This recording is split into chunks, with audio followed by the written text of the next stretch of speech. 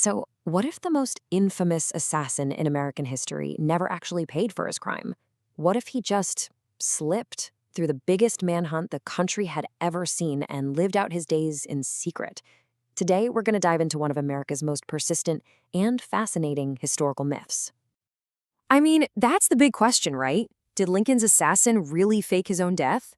This one question has fueled books, documentaries, and just so many theories for over 150 years. It's this wild story of a faked death, a huge government cover-up, and even a traveling mummy. But is any of it actually true? Okay, so let's set the scene. It's April 1865. The Civil War has just ended.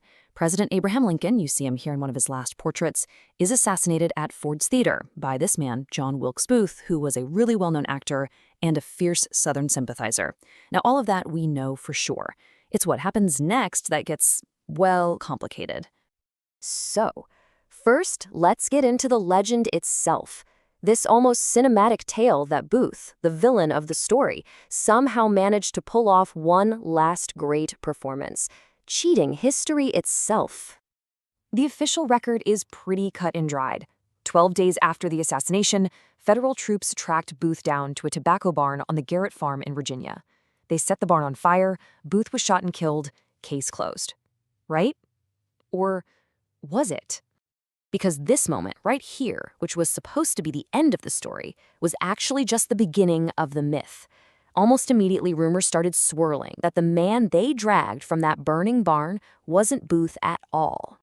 And that rumor, man, it had legs.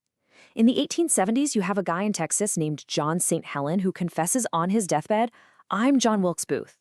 And then he miraculously recovers and just vanishes. Then, decades later, in 1903, another guy, David George, commits suicide and also claims he was the real assassin. And this is where it gets truly bizarre. George's mummified body ended up touring the country in carnival sideshows for years as the real assassin. So, we've got the legend, we've got the traveling mummy, the whole shebang. But how does this wild story really hold up when you look at the actual evidence? Let's try to separate the historical record from the tall tale. Well, the problem with the myth becomes pretty clear when you dig in. The most popular version claims a Confederate soldier named J.W. Boyd was the one killed in the barn. But, historical records, we're talking family papers, obituaries, they prove that Boyd died months after the barn incident. And as for a big government cover-up, not only has zero credible evidence ever shown up, but multiple people who actually knew Booth personally identified his body right there, on the spot. So, if the evidence is so clear that Booth died in that barn, why has the story of his grand escape been so persistent for so long? The answer, it turns out, tells us a lot less about John Wilkes Booth and a whole lot more about, well, us. I mean, why do these stories grab hold of our imagination like this?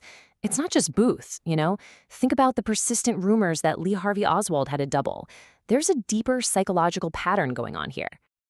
And there's actually a key concept that helps explain it.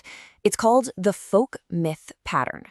The idea is that when a beloved leader who is seen as a kind of folk god is tragically killed, our collective psyche just really struggles to accept it. Think about it. The assassination of a president feels chaotic, random, and meaningless. A grand conspiracy or a legendary escape, it gives the story a kind of twisted purpose. After he died, Lincoln was instantly turned into this martyr, a national folk god. And according to this storytelling logic, the guy who slayed the hero can't just have some ordinary death in a barn. No, he has to be cursed to wander the earth forever infamous. The myth isn't about facts, it's about fulfilling a deep narrative need. Now, this need for a grander narrative isn't unique to Booth. And in fact, to understand why this myth was so powerful, we really need to zoom out and look at the bigger picture. The story of the Booth myth is also the story of how America's entire relationship with conspiracy theories has changed over time. And this might be surprising to hear, but for most of American history, believing in vast conspiracies wasn't a sign that you were on the fringe. It was a perfectly normal, even an elite way of making sense of the world. In fact, as the historian Bernhard Bailyn points out, the American Revolution itself was fueled by a conspiracy theory. This idea that the British king was carrying out a regular, systematic plan to enslave the colonies. In a very real sense, the Founding Fathers were conspiracy theorists. So what changed? Well, there was this massive shift. Before the mid-20th century, conspiracy theories were considered orthodox knowledge. That means they were legitimate ideas voiced by presidents and generals. And they usually focused on threats against the state, like the slave power conspiracy that Lincoln himself believed in. But after World War II, they became heterodox or illegitimate knowledge. They got associated with the fringes, with the paranoid style, and their focus flipped to plots orchestrated by the state itself. So, how does all this history help us understand our present moment, where that line between the mainstream and the margin seems blurrier than ever?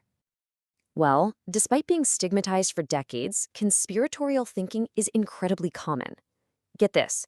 A recent study found that a full half of all Americans believe in at least one political conspiracy theory. 50%. And of course, the internet has completely changed the game. It's created what you could call counterpublics. These are online communities where theories that are totally rejected by the mainstream can be shared, debated, and basically treated as orthodox, legitimate knowledge from millions of people.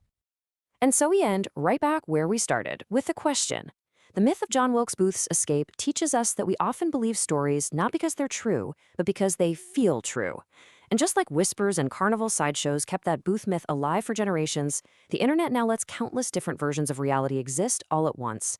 And that raises a final, kind of unsettling thought. When everyone can find their own facts, who gets to decide what's history and what's just a good story?